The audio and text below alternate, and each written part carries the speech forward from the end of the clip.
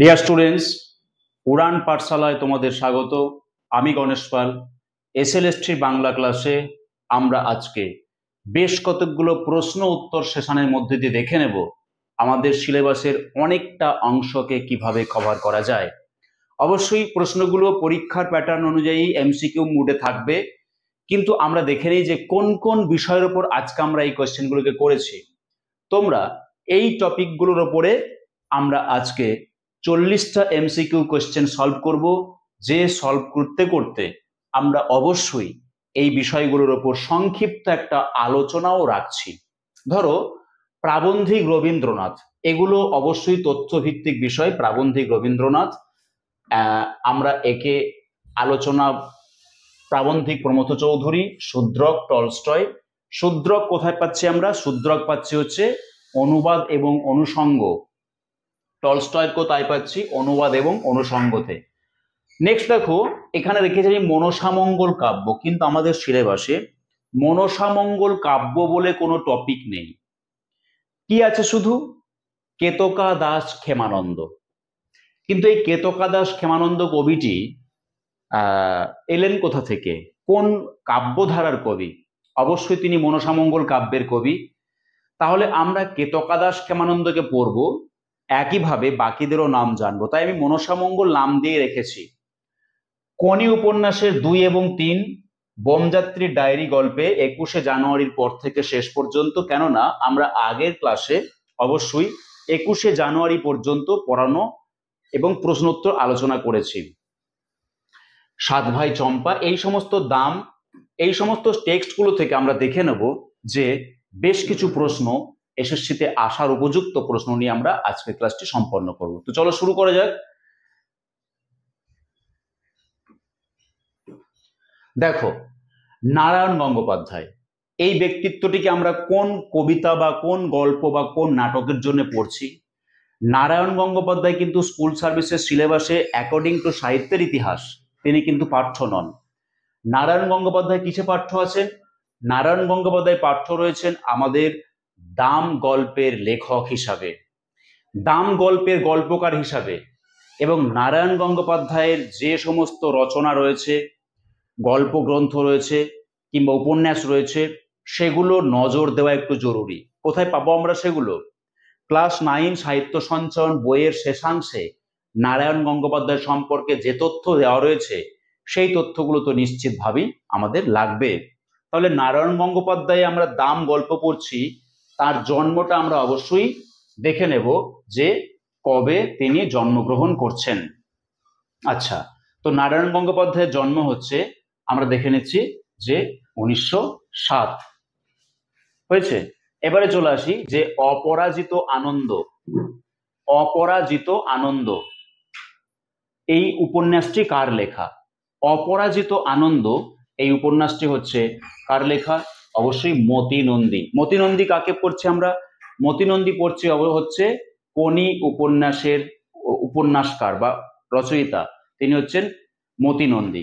তাহলে মতি নন্দীর যে লেখক পরিচিতি রয়েছে, আমি বোধহয় একটু এখানটা ভুল দাগ দিলাম। এটা হচ্ছে তোমার নারায়ণ গঙ্গোপাধ্যায়ের জন্মটা হবে 1917। 1917 কেমন? এটা হচ্ছে তার জন্মের সাল। অপরাজিত আনন্দ সম্পর্কে বলছিলাম মতি নন্দী। মতি নন্দীতে যে কোনি উপন্যাসের শুরুতে যে লেখক পরিচিতি আছে, সেখানে তার জন্ম, মৃত্যু, প্রথম গল্প, প্রথম প্রকাশিত গল্প, প্রথম তার উল্লেখযোগ্য লেখা, তিনি কোন গ্রন্থের জন্য সাহিত্য একাডেমি পুরস্কার পাচ্ছেন, সাদা খাম, তার জন্য সাহিত্য একাডেমি পুরস্কার পাচ্ছেন। তো মতি নন্দীর যে লেখক পরিচিতিটা, সেই লেখক পরিচিতিটা অবশ্যই লাগবে সেখানে, যেগুলো তথ্যগুলো রয়েছে। হ্যাঁ, কোন কোন গ্রন্থের মধ্যে দিয়ে তার আত্মপ্রকাশ হচ্ছে, বা কোন গ্রন্থের মধ্যে দিয়ে তিনি সব থেকে বেশি পরিচিতি পাচ্ছেন, কোন গ্রন্থের মধ্যে দিয়ে তিনি পুরস্কার পাচ্ছেন, কি পুরস্কার পাচ্ছেন, এগুলো রয়েছে। তো ওখানে কিন্তু আমরা অপরাজিত আনন্দ উপন্যাসটির কথা পাই। কোনি কিন্তু অবশ্যই মতি নন্দীর লেখা, তাই মতি নন্দী সম্পর্কে সংক্ষিপ্ত তথ্য যেটুকু আমাদের দেওয়া রয়েছে সেটুকু লাগবে। পরের প্রশ্নটি দেখো, এমন অঘটন কল্পনাও করতে পারতেন না মাস্টার মশাই। অঘটন কল্পনাটি কি? মাস্টার মশাই মানে দাম গল্পের মাস্টার মশাই। দাম গল্পের কথকের নাম সুকুমার, নারায়ণ গঙ্গোপাধ্যায়ের দাম গল্প। সেখানকার মাস্টারমশাই কি কল্পনা করতে পারতেন না? কোনো পুরুষ মানুষ যে অঙ্ক পারে না এটা তিনি কল্পনাও করতে পারতেন না, তাকে দেখে মনে হতো পুরুষ মানুষ যে অঙ্ক পারবে না এটা তার ধারণার বাইরে। অতএব তিনি যেহেতু অঙ্কের মাস্টারমশাই, তার ধারণা হচ্ছে প্রত্যেকটা পুরুষ মানুষেরই অঙ্ক পারা উচিত, এমনই তার ব্যবহার এবং আচরণ ছাত্র হিসাবে সুকুমার বোধ করতেন। তাহলে পুরুষ মানুষ হয়ে অঙ্ক না পারা এটা হচ্ছে এই অঘটন কল্পনাও তিনি কিন্তু করতে পারতেন না। তারপরে দেখো আমরা চলে যাব পরবর্তী প্রশ্নটিতে, এবং কি রয়েছে রয়েছে দেখো যে জীবন মৈত্র কোন শতাব্দীর কবি। দেখো জীবন মৈত্র কোন কাব্যধারার কবি আগে আমরা জেনে নিই। জীবন মৈত্র মনসামঙ্গল কাব্যের কবি। জীবন মৈত্র কিন্তু এসএলএসটি সিলেবাসে পাঠ্য নেই, তাহলে আমি কেন দিলাম কোশ্চেনটা। দেখো আমাদের ধর্মমঙ্গল কাব্যের কবি হিসাবে ঘনরাম চক্রবর্তী পাঠ্য আছে, একমাত্র ঘনরাম চক্রবর্তী পাঠ্য রয়েছে। তাহলে একবার পরীক্ষায় প্রশ্ন দিয়েছিল খেলারাম কোন কাব্যধারার কবি। খেলারাম কোন কাব্যধারার কবি একবার প্রশ্ন দিয়েছিল। তার খেলারাম কিন্তু আমাদের পাঠ্য নেই। আসলে ধর্মমঙ্গলের কবি যে ঘনরাম তিনি পাঠ্য আছেন, তা বলে রূপরাম চক্রবর্তী থেকে কোনো প্রশ্ন আসবে না, কিংবা তোমার খেলারাম থেকে কোনো প্রশ্ন আসবে না, এইগুলো কিন্তু আমরা বলতে পারি না, কিংবা মানিকরাম গাঙ্গুলি থেকে কোনো প্রশ্ন আসবে না, এটা কিন্তু বলা যায় না। স্বাভাবিকভাবেই যে যে বিষয়ের উপর আমাদের পাঠ্যাংশ রয়েছে সিলেবাসে, সেই তার অন্তর্ভুক্ত বেশ কিছু প্রশ্ন আসতে পারে। তো সেই জন্য আমার কোশ্চেন রয়েছে যে জীবন মৈত্র, তিনি একজন মনসা মঙ্গল কাব্যধারার কবি জীবন মৈত্র, এবং তিনি হচ্ছেন অষ্টাদশ শতাব্দীর কবি। অষ্টাদশ শতাব্দী বলতে আমরা জানি নিশ্চয়ই, অষ্টাদশ শতাব্দী হচ্ছে যে কি না 1701 থেকে 1800 এই সময়টা, এই 100 বছরকে বলবো অষ্টাদশ শতাব্দী। এই সময়কার মধ্যে কোন একটা সময়ের কবি হচ্ছেন জীবন মৈত্র। আচ্ছা, নেক্সট কোশ্চেন, মাঝে মাঝে আমার এরকম হয়, কার সম্পর্কে কথাটি বলা হয়েছে? কোথাকার কোশ্চেন এটা? অবশ্যই এটি কোনি উপন্যাসের কোশ্চেন। ক্ষিতিশ সিংকে জুপিটার ক্লাব বিভিন্ন ধরনের ছাত্রদের দিক থেকে অ্যালিগেশন নিয়ে বা ছাত্রদের অভিযোগ জোগাড় করে জুপিটার ক্লাব থেকে ক্ষিতিশ সিংকে তাড়িয়ে দেওয়া হবে বা তাকে রেজিগনেশন দিতে বাধ্য করা হচ্ছে, এমনই একটি মিটিং এর আয়োজন করেছে জুপিটার। ক্ষিতিশ সিং সেখানে গেছেন এবং ক্ষিতিশ খুব ভালো করে বুঝতে পারে যে আমাকে ধীরেন এবং হরিচরণ, বিশেষ করে হরিচরণ একটা চক্রান্ত করছে, সে চিফ ট্রেনার হতে চায়। হরিচরণ যে চিফ ট্রেনার হতে চায় সেই জন্য সে সবসময় শ্যামল, গোবিন্দ, অমিয়, বেলা এদেরকে বিভিন্নভাবে উত্তপ্ত করে যে ক্ষিতিশের বিরুদ্ধে অভিযোগ আনার জন্য। যদিও টেক্সটে তেমন কিছু প্রমাণ নেই যে হরিচরণ তাদেরকে উত্তপ্ত করে, কিন্তু ছাত্রদের অভিযোগগুলোকে অনেক বেশি গুরুত্ব দেয় হরিচরণ। যে অভিযোগগুলো ক্ষিতিশের সম্পর্কে আছে সেই অভিযোগগুলোকে অনায়াসী ক্লাবের একজন বড় সদস্য হিসেবে তিনি যেগুলোকে অবহেলা নয়, মানে ক্ষিতিশের বিরুদ্ধাচারণ না করে ছেলে মেয়েদেরকে সংশোধন করে দিতে পারতেন, তা না করে ক্ষিতিশকে বের করার চেষ্টা করে হরিচরণ। এবং এই রকম একটা মিটিংয়ে হরিচরণের যে প্রত্যাশা, চিফ ট্রেনার হতে যাওয়ার ইচ্ছা, এই ইচ্ছাকে ক্ষিতিশ একটু হাস্যাস্পদ বলে মনে করে। এই ইচ্ছা সম্পর্কে যখন ক্ষিতিশ বোধ করে তখন সে একটুখানি খুব খুব করে হাসে, এবং এই হরিচরণের যে চিন্তা ভাবনা, ছেলে মেয়েদেরকে ট্রেনিং করানোর চিন্তা, তার যে ছাঁটারে পারফরমেন্স সে সম্পর্কিত চিন্তা, এটা ক্ষিতিশের কাছে অত্যন্ত হাস্যকর মনে হয়। তাই সে মুচকি মুচকি হাসে, হাসতে হাসতে কাশে। এবং যখন তাকে বলে যে দেখুন, অন্যরা বুঝতে পারে যে ক্ষিতিশ সিং এটা ইচ্ছাকৃত হাসছে বা কাশছে, তখন ক্ষিতিশ বলে না না, মাঝে মাঝে আমার এরকম হয়। আসলে ক্ষিতিশের যে গুণগত মান, দক্ষতা, সেটা হরিচরণের মধ্যে নেই।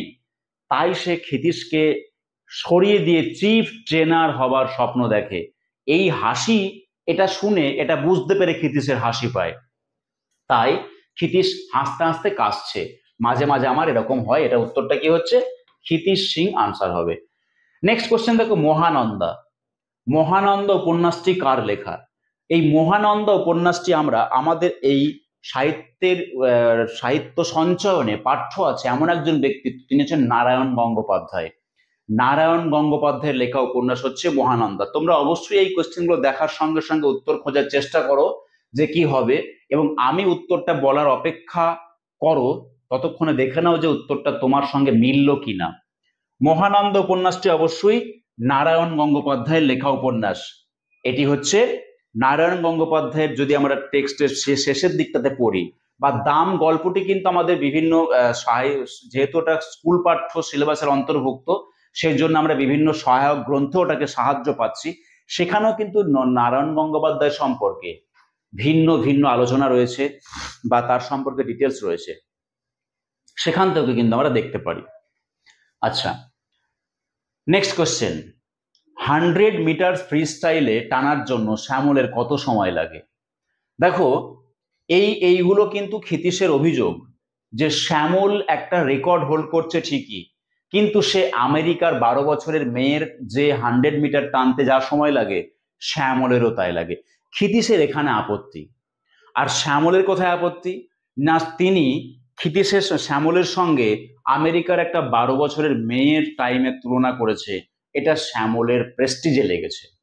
শ্যামল ক্ষিতীশ সম্পর্কে অভিযোগ করে, কেননা ক্ষিতীশ আসলে একটি ছাত্রকে তার দক্ষতা অর্জনের জায়গাতে কোনো আপোষ করে না। তিনি হয়তো অত্যন্ত কটু কথা বলেও তার সংশোধন করতে চায়। তো অবশ্যই 100 মিটার ফ্রি স্টাইল টানার জন্য শ্যামলের সময় লাগে 1 মিনিট 4 সেকেন্ড। যদিও এই তথ্যটা নিশ্চিতভাবে বইয়েতে আছে এবং এই ধরনের প্রশ্ন উত্তরগুলো করা একটু কঠিনই বটে, কেননা এত তথ্য উপন্যাস থেকে তুলে আনা নিশ্চয়ই আমাদের পক্ষে একটু অসুবিধা, কিন্তু কি করা যাবে, এসএসসির প্রশ্নের ধরনটাই এরকম। কিছু প্রশ্ন থাকবে যেগুলোর মধ্যে কোনো মেধা, কোনো বুদ্ধির কোনো প্রয়োজন নেই, শুধু তথ্যটা যে মনে রাখতে পেরেছে সে গেনার, যে তথ্যটা মনে রাখতে পারেনি সেই কিন্তু লুজার। এসএসসিতে প্রচুর প্রশ্ন আছে যে প্রশ্নগুলো শুধুমাত্র মুখস্থ বিদ্যার উপর দাঁড়িয়ে আছে, যার মধ্যে বিচার, বিশ্লেষণ, বুদ্ধিদীপ্ততার কোনো ছাপ নেই। এইগুলো তার মধ্যে আর একটি প্রশ্ন, কিন্তু এই প্রশ্নটাকে মুখস্থ করার মধ্যে দিয়ে তুমি কিন্তু ক্রেডিট পাবে, তা না হলে কিন্তু হবে না। পরের প্রশ্ন চলে আসে, আমরা দেখো এবং কি প্রসঙ্গ নিয়ে আসবো। পরের প্রশ্ন চলে আসছে যে পদচারণা কবিতা সংকলনটি রচয়িতাকে। এটা এমন একজন ব্যক্তিত্বের লেখা যিনি আদৌ কবি নন, তথাকথিত অর্থে তিনি কবি নন, তথাকথিত অর্থে তিনি একজন প্রাবন্ধিক। পদচারণা হচ্ছে প্রমথ চৌধুরীর লেখা একটা কবিতা সংকলন। পদচারণা হচ্ছে প্রমথ চৌধুরীর লেখা একটা কবিতা সংকলন। তিনি তথাকথিত অর্থে কি হচ্ছেন? কবি, প্রাবন্ধিক। তিনি হচ্ছেন প্রাবন্ধিক। তাহলে উত্তরটা হবে প্রমথ চৌধুরী। কেমন? উত্তরটা করব প্রমথ চৌধুরী। চলে আসি এবার পদচারণা ছাড়া তার কি রয়েছে? সনেট পঞ্চাশত বলে একটা কবিতা অংশ রয়েছে, সনেটের সংকলন রয়েছে, সনেট পঞ্চাশত। এটাও কিন্তু প্রমথ চৌধুরীর কাব্য বা কবিতার ওপর তার একটা নিদর্শন বা কবিতা রচনার নিদর্শন বলতে পারো। তাহলে পদচারণা, সনেট পঞ্চাশত এগুলো সবই হচ্ছে প্রমথ চৌধুরীর। মনসামঙ্গলের অষ্টাদশ শতাব্দীর কবিকে? এদের মধ্যে অষ্টাদশ শতাব্দীর অনেক কবি রয়েছেন। বিষ্ণু পাল রয়েছেন, জীবন মৈত্র রয়েছেন, ষষ্ঠীবর দত্ত রয়েছে, কিন্তু এদের মধ্যে অষ্টাদশ শতাব্দীর কবিকে? দ্বিজ বংশীদাস কবেকার? দ্বিজ বংশীদাস হচ্ছে 6ষ্ঠ শতাব্দীর কবি। দ্বিজ বংশীদাস হচ্ছে 6ষ্ঠ, দ্বিজ বংশীদাস এটা হচ্ছে 6ষ্ঠ শতাব্দীর কবি। তন্ত্র বিভূতি 7দশ শতাব্দীর কবি। তন্ত্র বিভূতি সপ্তদশ শতাব্দীর কবি। জগজ্জীবন ঘোষাল 7দশ শতাব্দীর কবি। জগজ্জীবন ঘোষাল 7দশ শতাব্দীর কবি।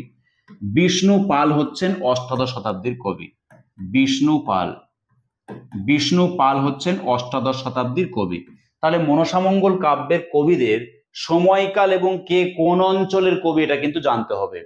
যে বিজয়গুপ্ত, নারায়ণদেব, বিপ্রদাস পিপলায় এরা সবাই পঞ্চদশ শতকের, কিন্তু বিজয়গুপ্ত পূর্ববঙ্গের, নারায়ণদেব উত্তরবঙ্গের, বিপ্রদাস পিপলায় রাঢ়বঙ্গের। যদিও এদের নাম সিলেবাসে উল্লেখ করা নেই, কিন্তু মনসামঙ্গলের কবি হিসাবে কেতকাদাস ক্ষেমানন্দ আছে, যার কাব্য প্রথম মুদ্রণ সৌভাগ্য লাভ করে 1844 খ্রিস্টাব্দে তার কাব্য প্রথম মুদ্রিত হয়, এবং এই কাব্যটি সম্পর্কে প্রশ্ন এসে, সেটা আগে এসেছে ঠিকই, কিন্তু তার বাইরে কোনো প্রশ্ন এলে আমরা এটা নিয়ে কোনো চ্যালেঞ্জ করতে পারি না নীতিগতভাবে, কারণ মনসামঙ্গলের অংশটুকু আছে মানে অন্য কবি সম্পর্কে প্রশ্ন আসতে পারে বা দেওয়ার সুযোগ আছে। তাহলে চলে এলাম, উত্তর কি হলো? মনসামঙ্গল কাব্যের অষ্টাদশ শতাব্দীর কবি হচ্ছেন বিষ্ণু পাল। জুপিটার ছেড়ে বেরিয়ে এসে ঘড়ির দিকে তাকিয়ে ক্ষিতিশ দেখলো তখন কটা বাজছে। জুপিটার রেজিগনেশন দিল, রেজিগনেশন দেয়নি, বলে এলো আমি রেজিগনেশন পাঠিয়ে দেব, আমি আর এখানে আসবো না। এই বলে সেই মিটিং থেকে, জুপিটার থেকে ক্ষিতিশ বেরিয়ে আসছে। ঘড়িতে বাজছে, কমল দিঘির পাশে যে ঘড়িটি রয়েছে সেখানে রয়েছে, ঘড়িতে দেখলো 8টা বাজতে 5। 8টা বাজতে 5। দেখো এই প্রশ্নটির মাহাত্ম্য কোথায়? জুপিটারের মিটিং থেকে বেরিয়ে এসে এতদিনে জুপিটারের সঙ্গে সম্পর্ক ছেদ করে ক্ষিতিশ যখন বেরিয়ে আসছে, তখন ঘড়িতে কটা বাজছে, এর কি ইম্পর্টেন্স আছে? ইম্পর্টেন্স হচ্ছে এটাই যে এই তথ্যটি যেভাবে, যে পরিবেশে, যে সিচুয়েশনে রয়েছে, সেখান থেকে প্রশ্ন করার সুযোগ আছে। যে ক্লাব ঘর থেকে যখন বেরিয়ে এলো এবং যখন দেখলো যে সেই দিনটা কিন্তু বিশেষভাবে উল্লেখযোগ্য দিন। কেন উল্লেখযোগ্য? ক্ষিতিশ এতদিনের জুপিটারের সঙ্গে তার সম্পর্ক ছেদ করেছে, ছেদ করার পরেও সে তাদের শত্রু ক্লাব অ্যাপেলোয় যেতে চায় না, এতটাই সে তার মধ্যে সাজাত্যবোধ রয়েছে, এতখানি সে এইটার প্রতি দায়িত্ব বা দায়বদ্ধ এবং তার পক্ষে ভালোবাসার জায়গা ছিল যে জুপিটারের সঙ্গে তার অসুবিধা হতে পারে, মনোমালিন্য হতে পারে, তা বলে এক্ষুনি সে অ্যাপেলোয় যেতে চায় না। তাকে হয়তো অ্যাপেলোয় যেতে হয়েছে, কিন্তু সেটা বাধ্য হয়ে। যখন সে কনিকে জায়গা দিতে পারলো না, তখন কি হলো? তখন তাকে অ্যাপেলোয় যেতে হয়েছে। কিন্তু প্রথমে যখন সে পরামর্শ পায় তুমি অ্যাপেলোয় চলে যাও, ভেলো তাকে বলছে কখনোই সে কিন্তু অ্যাপেলোয় যাবার জন্য একবারই সুচিন্তিত ছিল না, এবং বরং তার বিরুদ্ধে প্রতিবাদই করেছে। তো এইরকম একটা দিনে যখন সে ঘর থেকে বেরিয়ে এলো, দেখলো 8টা বাজতে 5। পরের প্রশ্নটা তোমরা নিশ্চয়ই উত্তর করে ফেলেছো, যে মানব জমিন উপন্যাসটি রচয়িতাকে। আমরা শীর্ষেন্দু মুখোপাধ্যায়কে পড়ছি, সেই জন্য আমরা শীর্ষেন্দু মুখোপাধ্যায়ের এই উপন্যাসটির নাম জানার চেষ্টা করব। অবশ্যই মানব জমিন উপন্যাসটি রচয়িতা হচ্ছেন শীর্ষেন্দু মুখোপাধ্যায়। আমরা শীর্ষেন্দু মুখোপাধ্যায়কে সাহিত্যের ইতিহাসে পড়ছি না, সাহিত্যের ইতিহাসে আমাদের কোনো তার পাঠ্য নেই, কিন্তু আমরা শীর্ষেন্দুকে পড়ছি কোথায়? আমরা পড়ছি আমাকে দেখুন ক্লাস 10-এর সাহিত্য সঞ্চয়ন গ্রন্থে। এখানে আমরা শীর্ষেন্দুকে পড়ছি, এখানে কিন্তু তার লেখার শেষাংশে অবশ্যই একটা লেখক পরিচিতি রয়েছে, সেই লেখক পরিচিতিতেই আমরা কিন্তু মানব জমিন পেতে পারবো। যদি না পেয়ে থাকি অন্যান্য ক্ষেত্রেও কিন্তু আমরা শীর্ষেন্দুকে অবশ্যই আমাদেরকে পড়তে হবে। এবং যারা 11-12-এ পরীক্ষা দেবে, অনার্স পিজিতে পরীক্ষা দেবে, তাদের জন্য কিন্তু একটা খেয়াল করতে হবে, সাহিত্যের ইতিহাসের কোনো সিলেবাস উল্লেখিত নেই। তাহলে কি আমরা ধরে নিচ্ছি 11-12-এ সাহিত্যের ইতিহাস নেই? এটা কি হতে পারে? একেবারেই হতে পারে না। 11-12-এও সাহিত্যের ইতিহাস আছে, এবং সাহিত্যের ইতিহাসটা 11-12-এ নির্দিষ্ট করা নেই, অর্থাৎ একটা বিস্তৃত জায়গা। তাহলে আমরা কাকে পড়বো কাকে পড়বো না? অবশ্যই যে সমস্ত সাহিত্যিকদেরকে আমরা এখন বিশেষভাবে সাহিত্য জগতে খ্যাতি সম্পন্ন বলে জানি, আমাদের একাডেমিকে পড়তে হয়েছে, এখন পড়ানো হয়, এবং তারা সমাজে বা সাহিত্যের জগতে খ্যাতি অর্জন করেছেন, সেই ব্যক্তিত্বদেরকে অবশ্যই আমাদেরকে নজর দিতে হবে, তাকে স্কিপ করে গেলে চলবে না। মানব জমিন হচ্ছে শীর্ষেন্দু মুখোপাধ্যায়ের একটি উপন্যাস। পরের প্রশ্ন আমি দেখাচ্ছি, দেখো, যে মঙ্গলে জলের রং কি? কোথাকার কোশ্চেন এটি?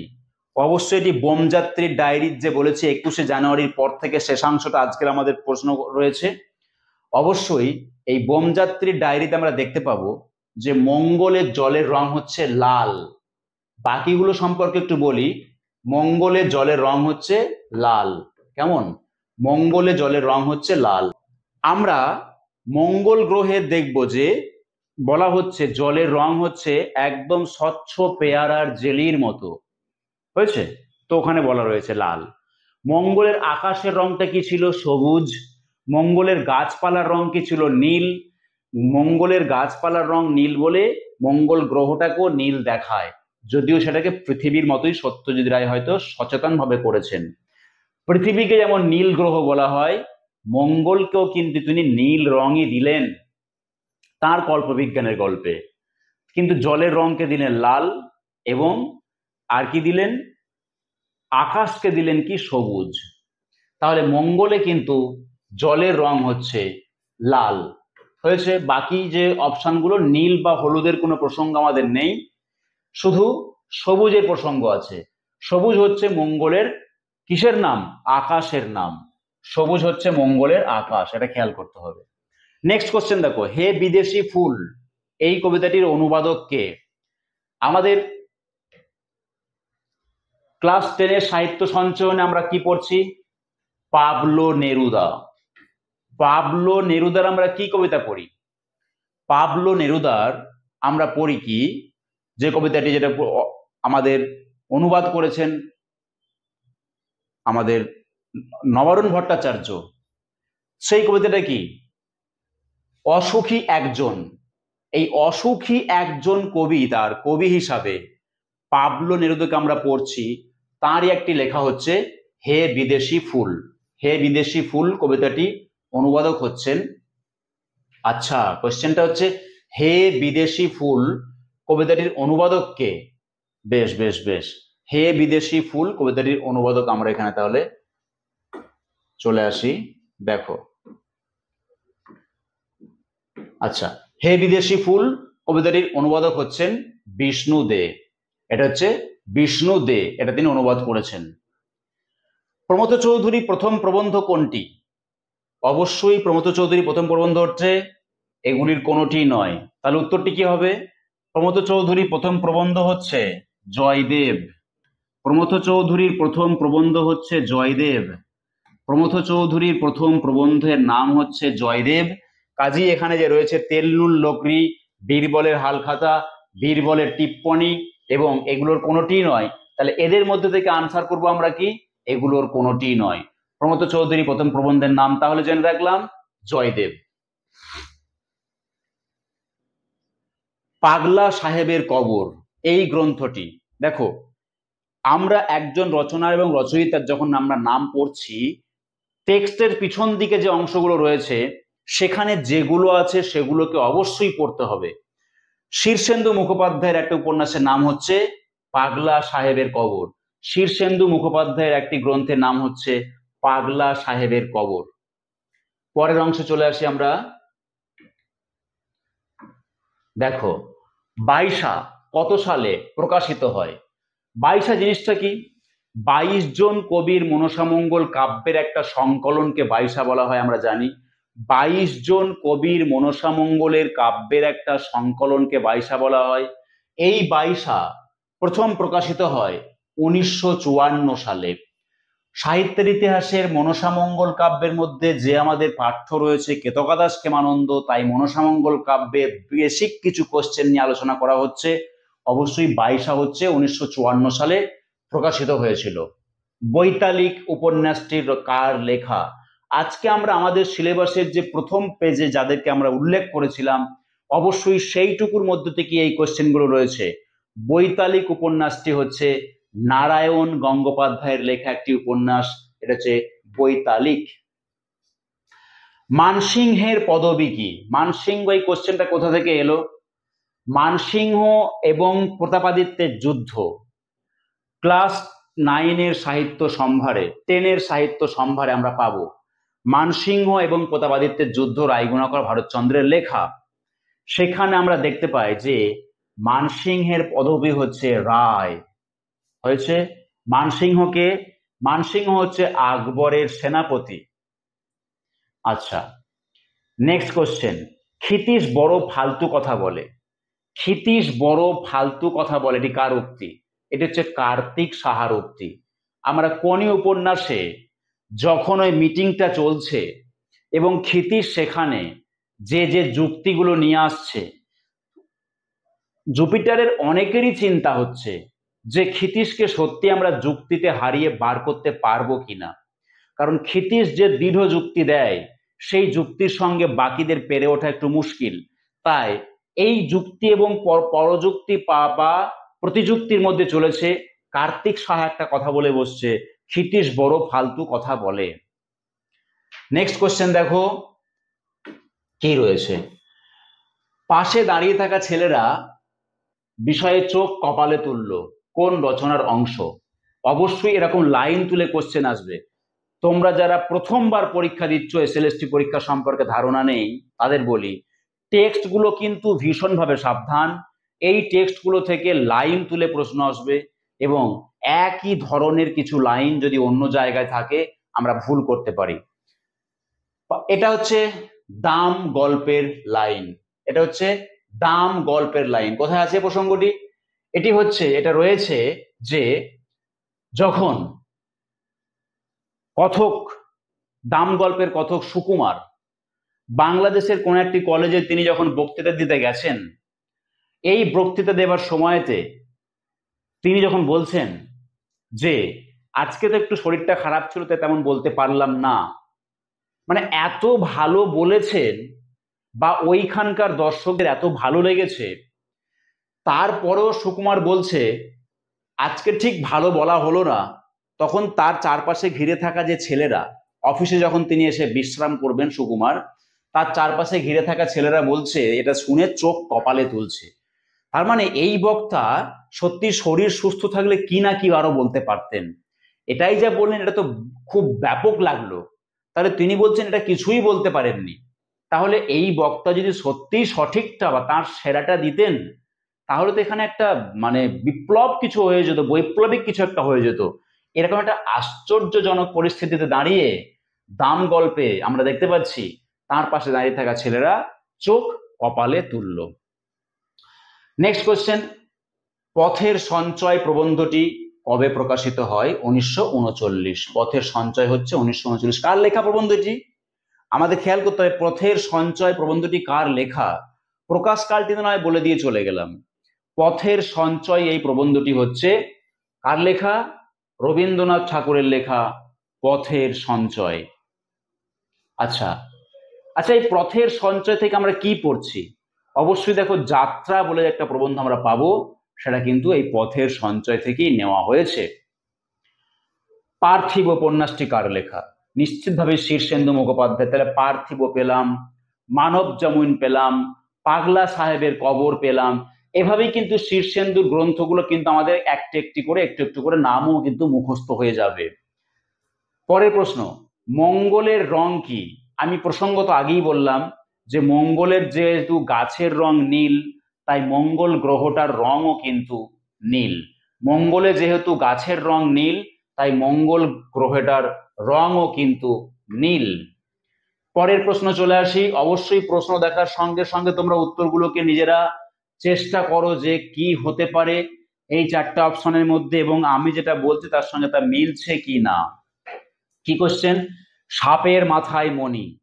সাপের মাথায় মণি। কিছু কিছু পরীক্ষাতে কোনো বছরে একটা দুটো গ্রন্থের নাম দেয় যেগুলো কিন্তু অবশ্যই খুবই ক্রিটিক্যাল। এইগুলো এই যে এরকম মনে হচ্ছে এরকম প্রশ্ন স্যার আসবে কি? অবশ্যই আসবে। প্রত্যেক বছরই কোনো না কোনো একটা দুটো গ্রন্থ জানতে চায় যে গ্রন্থটি কার লেখা, এবং কিছুটা হলেও আমাদেরকে বিপদে ফেলার জন্যই একটু কঠিন কোশ্চেন দিয়ে দেয়। যাদেরকে আমরা খুব একটা পড়ি না তেমন ব্যক্তিত্বদেরও কিন্তু কোশ্চেন দিয়ে দিয়েছে। আমরা কতজন গোপাল হালদারকে পড়েছি, কিন্তু তার একদা উপন্যাসটি খুব গুরুত্বপূর্ণ উপন্যাস, এটি কিন্তু দেওয়া হয়েছিল। এছাড়াও বেশ কিছু সময়তে, বেশ কিছু বছরে আমরা কিছু কিছু প্রশ্ন পেয়েছি যে গ্রন্থগুলো কিন্তু খুব সচরাচর আমাদের পড়া বা পড়ানো হয় না। তো যারা প্রশ্ন করছেন তারা অবশ্যই এক একটা বিষয়ে গবেষক, এক একটা বিষয়ে অত্যন্ত পণ্ডিত ব্যক্তিত্ব। কাজেই বাংলা সাহিত্যে তাদের প্রয়োজনীয়তার নিরিখে সেই গ্রন্থগুলির জরুরি কতখানি তার নিরিখে নিশ্চয়ই কোশ্চেন করছেন। সেই জন্য আমরা এই রকম কিছু কিছু গ্রন্থের নাম অবশ্যই পেতে পারি, যেখানে বলা হচ্ছে সাপের মাথায় মণি, নারায়ণ গঙ্গোপাধ্যায়। কোথায় গেল অপশন? এই যে নারায়ণ গঙ্গোপাধ্যায়। তাহলে আমরা যেহেতু আজকের সূচিপত্রে নারায়ণ গঙ্গোপাধ্যায়কে রেখেছি, তাই নারায়ণ গঙ্গোপাধ্যায় সম্পর্কে মাঝে মধ্যে একটা করে কোয়েশ্চেন কিন্তু আমাদের এখানে আসছে। দেখো, দাম গল্প তোমাকে আমি পড়ে বোঝাবো, এটা আমারও দুর্ভাগ্য, আর তোমারও এরকম একটা ক্রাইসিস পিরিয়ডে তুমি এটা বুঝতে চাও, এটা নিশ্চয়ই তোমারও চাহিদা নয়। কারণ দাম গল্প তুমি পড়ে ফেলেছো। দাম গল্প কাউকে পড়ে বোঝাতে হয় না। এই বয়সে এসে, এই বয়সে এসে কি শাবলতলার মাঠ কাউকে বোঝাতে হবে? এই বয়সে কি ধীবর বৃত্তান্ত বোঝাতে হবে? এই বয়সে এসে কি আমাদেরকে আমাদেরকে কিছু সাধারণ গল্প 9-10-এর ছেলেদের, বাচ্চাদের পাঠটা এমন কিছু ধরে ধরে পড়াতে হবে? নিশ্চয়ই তা নয়। তোমরা সেটা চাইছো না, কিন্তু তোমরা চাইছো কি, যে একটু প্র্যাকটিস করতে। তাই আমরা ক্লাসে যেমন ব্যাকরণগুলোকে সুন্দর করে ধরে ধরে ধরে ধরে পড়াবো, এবং আমরা প্র্যাকটিসও করাবো এমসিকিউ। তোমরা অবশ্যই নিজেরা তো নিশ্চিতভাবেই ডাউনলোড করেছো উড়ান পাঠশালার অ্যাপটি, এবং তোমাদের যদি মনে হয় তাহলে তোমরা অবশ্যই তোমাদের পরিচিতদের মধ্যে উড়ান পাঠশালা সম্পর্কে জানাবে, এবং অ্যাপটি প্লে স্টোর থেকে ডাউনলোড করে নেবে। ধীরে ধীরে উড়ান পাঠশালা তার পথ চলতে শুরু করেছে, এবং একাধিক পথে তার পরিক্রমা শুরু হবে। এসএলএসটি দিয়ে, প্রাইমারি টেট দিয়ে উড়ান পাঠশালা যে যাত্রা শুরু করেছে বিগত 3-4 বছর ধরে কম্পিটিটিভ এক্সামের, আগামী 1-2 বছরের মধ্যেই উড়ান পাঠশালা তার বিস্তৃত পশ্চিমবঙ্গের বিভিন্ন জায়গাতে সেই যাত্রা শুরু করতে যাচ্ছে। কাজেই আগামী দিনে অন্যান্য কোর্সের সঙ্গে তোমরা উড়ান পাঠশালার সঙ্গে যুক্ত থাকবে আশা করছি। তো দেখো, আমরা এই ক্লাসে তোমাদেরকে সামনাসামনি না পেলেও চেষ্টা করছি যে এসএসসি সম্পর্কে তোমরা কিভাবে ভাববে, এবং আগামী দিনে যখন পরীক্ষা তোমরা দেবে তখনকার প্রস্তুতিটাও এখন থেকেই আমাদেরকে মেন্টালি নিতে হবে। আমরা সকলেই এই 2 মাসের মধ্যে কতখানি প্রস্তুত হতে পারবো জানি না, কিন্তু আমাদেরকে জানতে হবে যে আমরা যখন ট্রেন্ড, তখন আগামী দিনের এই পরীক্ষাটার জন্য আমরা কিন্তু তৈরি হতেই থাকবো। উড়ান পাঠশালা প্ল্যাটফর্ম থেকে আমি গণেশ পাল তোমাদের কাছ থেকে আগামী দিনেও উড়ান পাঠশালাতে এসএলএসটি ক্লাস অবশ্যই চলবে। তোমরা আমাদের সঙ্গে থাকবে, এবং তোমাদের যে প্রথম প্রশ্ন হচ্ছে, স্যার এটা তো খুব এক্সপেন্সিভ হবে কি না? নিশ্চয়ই না। সাধ্যের মধ্যে একটা জায়গাতে দাঁড় করিয়ে তোমাদেরকে এসএলএসটি সহ অন্যান্য চাকরি পরীক্ষা প্রিপারেশন উড়ান পাঠশালা অবশ্যই দেবে, এবং এই এসএলএসটি ক্লাস শুধু সম্পূর্ণভাবে তোমরা বিনামূল্যে পাচ্ছ। তো সঙ্গে থাকো উড়ান পাঠশালার। চলো নেক্সট কোশ্চেন। মৃচ্ছকটিক কত অঙ্কের নাটক? মৃচ্ছকটিক অ্যাকচুয়ালি 10 অঙ্কের নাটক। মৃচ্ছকটিক কার নাটক? শূদ্রক। শূদ্রকের মৃচ্ছকটিক, মাটির খেলনা গাড়ি, মদনিকা, ধনদাস, তাই না? এই নাটকের চরিত্র রয়েছে, রোহসেন রয়েছে। আচ্ছা, আমাকে দেখুন গল্পকথকের পদবী কি? আমাকে দেখুন কার লেখা? ক্লাস 10 সাহিত্য সঞ্চয়ন। আমাকে দেখুন, এই গল্পের লেখক হচ্ছেন শীর্ষেন্দু মুখোপাধ্যায়। পার্সপেক্টিভ, আমরা একটা পার্সপেক্টিভ থেকে আর একটা পার্সপেক্টিভে একটা মানুষকে আর দেখতে পাই না, চিনতে পারি না, বুঝতে পারি না, বা খেয়াল করি না। তো আমাকে দেখুন এই গল্পকথকের পদবী হচ্ছে বসু। তার নাম কি? অরিন্দম বসু। আমাকে দেখুন গল্পকথকের নাম হচ্ছে অরিন্দম বসু, তাই আমরা অবশ্যই আমাদের পদবী হিসাবে বসুকে বেছে নিলাম। নেক্সট কোশ্চেন, টাফার রং কি? টাফাটা কি জিনিস? টাফা হচ্ছে মঙ্গলে যখন বমযাত্রীর ডায়েরিতে আমরা দেখছি, মঙ্গল গ্রহে যখন আমাদের মহাকাশযানটি মানে শঙ্কুর মহাকাশযান পৌঁছালো, তখন কিন্তু সেখানে খুব একটা ভালো পরিবেশ পেল না। মঙ্গোলিয়ানদের সঙ্গে শঙ্কুর নিউটনের বা শঙ্কুর টিমের এই মহাকাশযানের অন্যান্য সদস্যদের একটা সমস্যা, দ্বন্দ্ব, ঝগড়া, মারপিট তৈরি হলো। মহাকাশযানটিকে সেখান থেকে নিয়ে প্রফেসর শঙ্কু চললেন কোথায়? টাফার দিকে, যে টাফার রং হচ্ছে সাদা। টাফার রং হলো গিয়ে সাদা। তাহলে মঙ্গলের কোথাকার কি রং সেটা আমরা বুঝে গেছি, আর টাফার রংটা হচ্ছে সাদা। নেক্সট কোশ্চেন, ওরা ওয়ার্ল্ড চ্যাম্পিয়ন অলিম্পিক চ্যাম্পিয়ন তৈরি করেছে, তুমি তো একটা বেঙ্গল চ্যাম্পিয়ন তৈরি করতে পারোনি। অবশ্যই এই কথাটি হচ্ছে ক্ষিতিশ সিং সম্পর্কে বলা হচ্ছে। ওরা ওয়ার্ল্ড চ্যাম্পিয়ন, অলিম্পিক চ্যাম্পিয়ন তৈরি করেছে, তুমি তো একটা বেঙ্গল চ্যাম্পিয়ন তৈরি করতে পারোনি। এটা অবশ্যই ক্ষিতীশ সম্পর্কে এই কোশ্চেনটি করা হচ্ছে বা এই বক্তব্যটি রাখা হচ্ছে। নেক্সট কোশ্চেন কি রয়েছে, পাতাল ঘর। পাতাল ঘর উপন্যাসটি কার? নিশ্চিতভাবেই শীর্ষেন্দু মুখোপাধ্যায়ের উপন্যাস হচ্ছে পাতাল ঘর। দেখো আজকের ক্লাসে আমরা শীর্ষেন্দু মুখোপাধ্যায়ের পাতাল ঘর পেলাম, মানব জমিন পেলাম, পাগলা সাহেবের কবর পেলাম, একাধিক উপন্যাস বা গ্রন্থের নাম কিন্তু চর্চা হয়ে চলেছে। পরের প্রশ্ন, জুপিটারের একসঙ্গে আসে, মানে জুপিটার ক্লাবে সদস্য হিসাবে, জুপিটার ক্লাবের একজন কর্মকর্তা হিসাবে একসঙ্গে কে কে আসে? একসঙ্গে আসে আমাদের ক্ষিতীশ এবং ধীরেন। ক্ষিতীশ এবং ধীরেন, ক্ষিতীশ আর ধীরেন, এই যে প্রথম অপশনটি। আর হরিচরণ আসে কবে? বছর 5 পরে। হরিচরণ আসে বছর 5 পরে। দেখবে ক্ষিতীশের সঙ্গে ধীরেনের খুব একটা প্রত্যক্ষ সংঘাত নেই, ক্ষিতীশের সঙ্গে ধীরেনের খুব একটা প্রত্যক্ষ সংঘাত নেই, ক্ষিতীশের সঙ্গে ধীরেনের খুব একটা প্রত্যক্ষ সংঘাত নেই, কিন্তু হরিচরণের আছে, কারণ হরিচরণ হচ্ছে লোভী, সে চিফ ট্রেনার হতে চায়, সেই জন্য। আচ্ছা, নেক্সট কোশ্চেনে চলে আসি আমরা। আফ্রিকায় এশিয়ায় মুরুলি মৃদঙ্গ তুর্যে বিষ্ণু দে। কি কোশ্চেন দেওয়া রয়েছে? কোশ্চেন দেওয়া রয়েছে আফ্রিকায় এশিয়ায় মুরুলি মৃদঙ্গ তুর্যে কার লেখা? বিষ্ণু দে। দেখো কাব্যগ্রন্থটির নামটার মধ্যে একটা স্টেটাস আছে, কাব্যগ্রন্থের নামটার মধ্যে একটা সুন্দর সৌন্দর্য বোধ আছে, একটা ভারী ওয়েটেজ আছে। আমরা পাচ্ছি কি আফ্রিকায় এশিয়ায় মুরুলি মৃদঙ্গ তুর্যে, বিষ্ণু দে।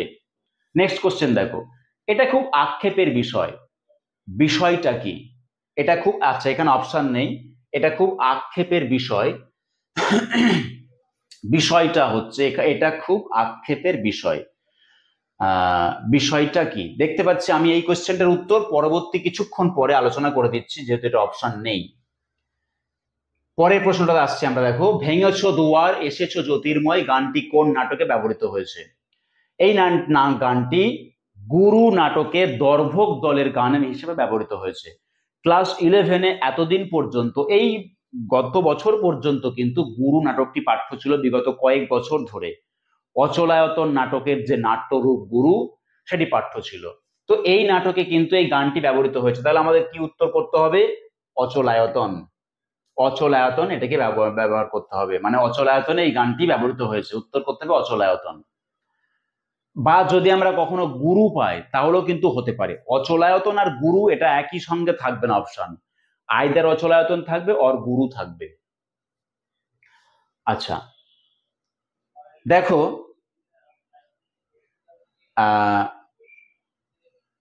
পঞ্চভূত কার লেখা প্রবন্ধ? অবশ্যই রবীন্দ্রনাথের লেখা প্রবন্ধ। কত সালে? 1897। আমি অপশনটা খুঁজছি যে 1897 পঞ্চভূত। এবার প্রবন্ধ গ্রন্থগুলো থেকে কি কি আসবে? রবীন্দ্রনাথের প্রবন্ধ গ্রন্থ থেকে কি কি আসবে? তার প্রবন্ধ গ্রন্থগুলোর নাম কি, কি জাতীয় প্রবন্ধ, এগুলো সাল, নাম, এবং সেগুলো কি জাতীয়, এবং সেগুলো সাল মানে কত সালে প্রকাশিত হচ্ছে, এগুলো আসবে। তাহলে আমরা এরকম বিক্ষিপ্তভাবে যে প্রশ্নগুলো করছি তার মধ্যে দিয়ে একটা প্র্যাকটিস বা অনুশীলন করানোর চেষ্টা করছি। নেক্সট কোশ্চেন হচ্ছে, এটা রিপিট হয়ে গেছে, পরের কোশ্চেন আমরা চলে আসি। কোশ্চেন নাম্বার 32, দুবার তিনবারই হয়ে গেছে। 33-এ চলে আসছি যে ভেঙেছ দুয়ার এসেছ জ্যোতির্ময় গানটি অবশ্যই বলে দিলাম অচলায়তন। তারপরে কি রয়েছে? পঞ্চভূত 97, বিপ্রদাস পিপলাই। দাঁড়াও, বিপ্রদাস পিপলাইয়ের কাব্য কবে প্রকাশিত হয়? বিপ্রদাস পিপলাই কে ছিলেন? পঞ্চদশ শতাব্দীর একজন মনসামঙ্গল কাব্যের কবি, এবং এই কবি হচ্ছেন, বিপ্রদাস পিপলাই হচ্ছেন আমাদের পূর্ব রাঢ়বঙ্গের কবি, রাঢ়বঙ্গের কবি। এই বিপ্রদাস পিপলাইয়ের কাব্য হচ্ছে 1897 সালে সুকুমার সেনের সম্পাদনায় এশিয়াটিক সোসাইটি থেকে প্রকাশিত হয়েছিল। কি কি বললাম? 1897 সালে সুকুমার সেনের সম্পাদনায় এশিয়াটিক সোসাইটি থেকে বিপ্রদাস পিপলাইয়ের কাব্য প্রকাশিত হয়। আচ্ছা নেক্সট কোশ্চেন, একটু এই শব্দটি একটুখানি আমি কারেকশন করে দেবো, ক্ষিতীশের বাড়িতে যে গাছ আছে, এটা বিদেশের বাড়িতে নয়, ক্ষিতীশের বাড়িতে যে গাছটি নেই, ক্ষিতীশের বাড়িতে যে গাছটি নেই সেটা হচ্ছে টগর। বাকিগুলো আছে, জবা আছে, চাল কুমড়ো আছে, কাঁচা লঙ্কা আছে, পেঁপে আছে। ক্ষিতীশের বাড়ির, এটা যখন দেখবে ক্ষিতীশ বাড়িতে ঢুকছে একদিন স্নান করে, তখন বাড়িতে তার কি কি গাছ আছে বলা আছে। জবা রয়েছে, চাল কুমড়ো রয়েছে, লঙ্কা গাছ রয়েছে এবং চাল কুমড়ো রয়েছে এবং পেঁপে গাছ রয়েছে। ক্ষিতীশের বাড়িতে কিন্তু টগর গাছটি নেই। এই বাকি তিনটে গাছ আছে, তার সঙ্গে কিন্তু টেক্সটে আর একটা গাছের কথা উল্লেখ করা আছে, সেটা হচ্ছে চাল কুমড়ো। কিন্তু আমার এখানে চাল কুমড়ো পাইনি, কাজে টগর কিন্তু ক্ষিতীশের বাড়িতে উল্লিখিত নয় টেক্সটে, তাই উত্তর করতে হলো টগর। দেখো পরের প্রশ্নে আমরা চলে যাই। জীবন স্মৃতি এই গ্রন্থটির প্রকাশকাল, আমরা নিশ্চয়ই সকলেই জানি যে জীবন স্মৃতি হচ্ছে রবীন্দ্রনাথ ঠাকুরের লেখা এবং এইটি হচ্ছে আমাদের 1912। আচ্ছা, এটা হচ্ছে প্রকাশকাল।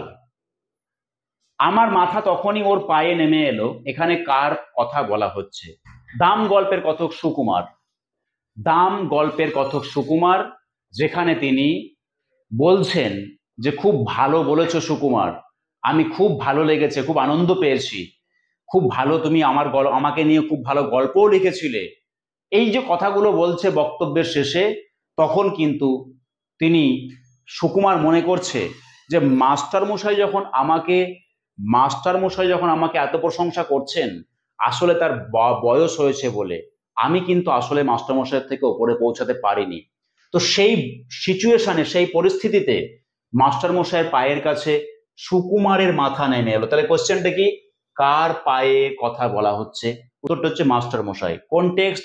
দাম, ক্লাস 9 সাহিত্য সঞ্চয়ন দাম। পরের প্রশ্ন দেখো, দিঘিটা আকারে গোল, কোন দিঘির কথা বলা হচ্ছে? অপশনটা দেওয়া নেই, কিন্তু তোমরা বুঝতে পারছো জুপিটার এবং অ্যাপেলো এই দুটি ক্লাবই কোন দিঘিতে সাঁতার শেখায়? অবশ্যই কমল দিঘি। তাহলে আনসার কি হবে? কমল দিঘি। নেক্সট কোশ্চেন দেখো, কলাবতী। কলাবতী উপন্যাসটি কার লেখা? আজকে আমরা কোনি উপন্যাসের রচয়িতা মতি নন্দী সম্পর্কে সিলেবাসে রেখেছি, আজকের ক্লাসের টপিকের মধ্যে রেখেছিলাম। তো কলাবতী উপন্যাসটি হচ্ছে মতি নন্দীর লেখা। অপশনে কি আমরা পেয়েছি? কলাবতী উপন্যাসটি আমরা মতি নন্দীর লেখা পাইনি, কাজেই এদের কেউ নয়, আনসার করতে হবে। তাহলে আজকের ক্লাসটি এই পর্যন্তই। নেক্সট ক্লাস আবার দেখা হচ্ছে, ততক্ষণের জন্য থ্যাংক ইউ।